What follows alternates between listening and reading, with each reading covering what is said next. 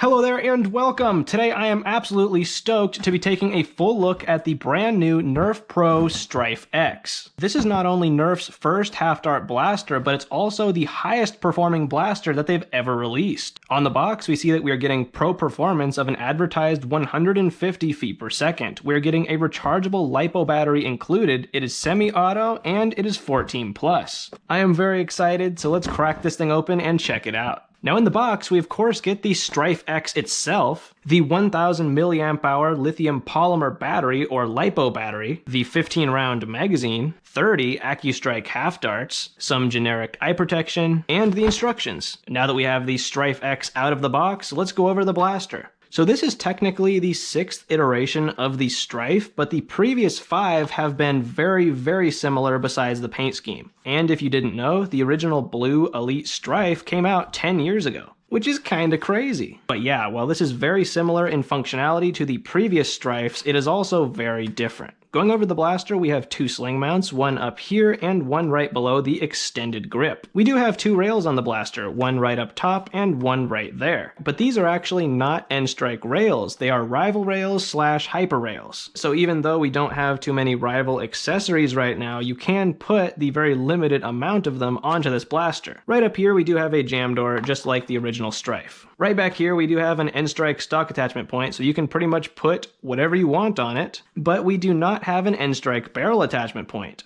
I understand why a lot of people are very annoyed by this, but I can also see why they made this decision. This is a high performance competitive blaster and they don't want anything hindering that performance. Now right here we have the magazine release. It is very easy to strike with your offhand, but it is quite different from the original Stryfe. The original Stryfe had an incredible magazine release because it was located right here. You could strike it with your finger or your offhand. With this design, you are supposed to strike it exclusively with your offhand. So while this is not perfect, personally I do prefer this style of releasing a magazine as opposed to the style that the Omnia has, which the Omnia is basically the opposite of this, where you're stuck using your finger. Now of course right here we have the battery, and if we look at the mechanism to release it, it is actually the exact same as the rival Percy. So we're going to hold down this button right here and pull forward. I absolutely love how secure this battery is, but at the same time being so accessible and easy to take out and put back in. In the box, you do get a USB-C cable, but you do need to supply your own wall charger, and when it's charging, the red light will be on, and when it's fully charged, it will shut off. Like I said, this is very easy to get back in. Now right down here we have the rev switch and trigger. Of course you're going to hold down the rev switch before you pull the main trigger. Unlike the original Stryfe, we do have a safety down here. In the rear position you are safe, it locks up the rev trigger, and in the forward position you're ready to go. And if you are one of those people who are worried about the possibility of proprietary components, this blaster is not really proprietary in any sense. It is not only compatible with all the half darts that you already have, but also with Talon magazines. So this blaster is totally compatible with the existing ecosystem, which is just phenomenal. Now let's take some shots at this target and see how well it fires.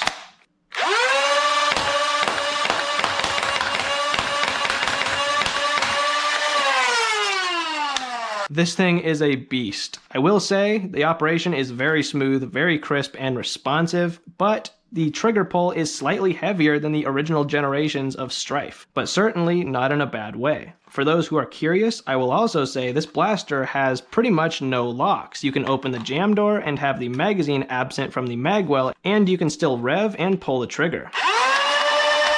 We of course will be firing the standard darts, but then I'm going to go ahead and fire some Dart Zone rubies so you can see what kind of performance you should expect with your standard stuff. The box is claiming 150, let's see what it gets.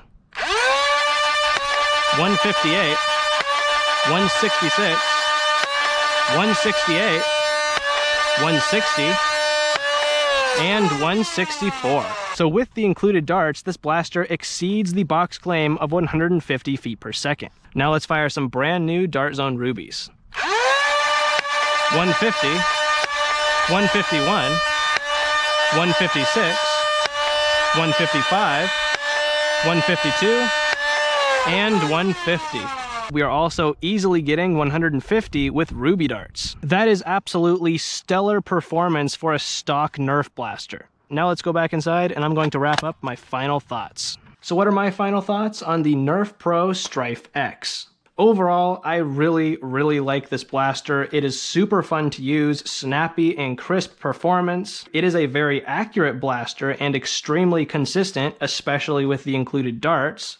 When you compare this to the Mark III or Omnia Pro especially, this is definitely the more accurate blaster. Though I guess it is a little bit unfair to compare it to the Omnia because that blaster is getting a re-release in November. So we'll have to see how it performs then. I am still kind of in disbelief that this blaster even exists. The fact that it's so powerful, the fact that it's compatible with all our existing stuff is just something that I didn't fully expect. This is pretty much everything I hoped it would be. When I first heard rumors that they were going to have a half-dart Stryfe launching with Nerf ball, I was expecting 120 FPS, proprietary magazines, maybe proprietary darts, and I just was not expecting it to be this good. As far as performance, this blaster is very competitive, especially in the flywheel space. So do I have any real complaints about the blaster? One thing I have heard people complain about is the asymmetrical nature not only in the blaster but also in the paint. Now as far as the physical asymmetry, the Stryfe has always been asymmetrical. This just overly pronounces the features because we now have 180 motors in here and of course our rechargeable battery. Yeah, we definitely could have used a bit more paint on this side, but it's not as bad as the modulus Stryfe for sure. And I think that it's not a deal breaker when it comes to the entirety of this blaster. Of course it's not. This thing is pretty insane. I will say if you're left-handed, this asymmetry might hinder you. I am right-handed, so my offhand can sit very comfortably there, but if you're left-handed, you might run into the motors. However, this blaster can be very easily wielded with one hand.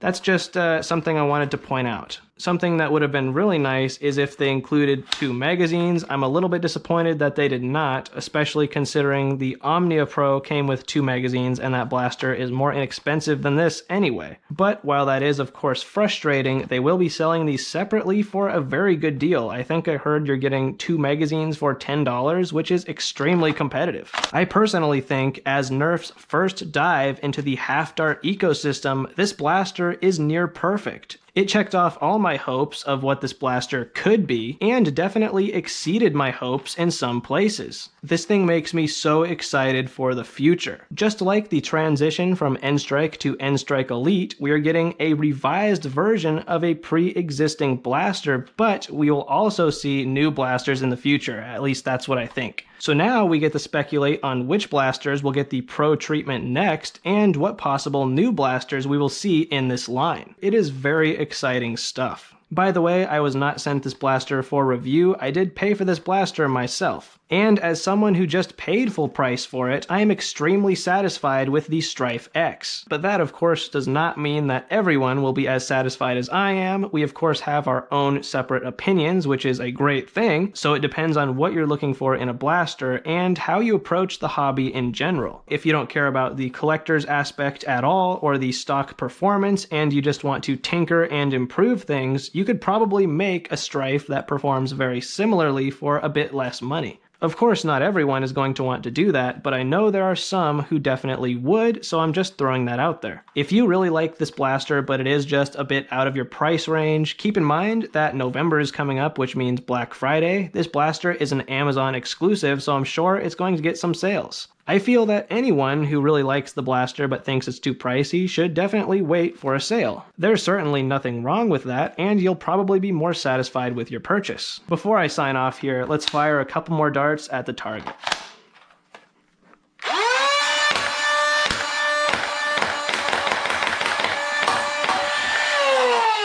Thank you very much for watching. I would love to hear your thoughts on the brand new Nerf Pro Stryfe X. If you are interested, I will have the Amazon link in the description. Definitely let me know if you have any questions about this thing, subscribe for more blaster related content, and happy blasting.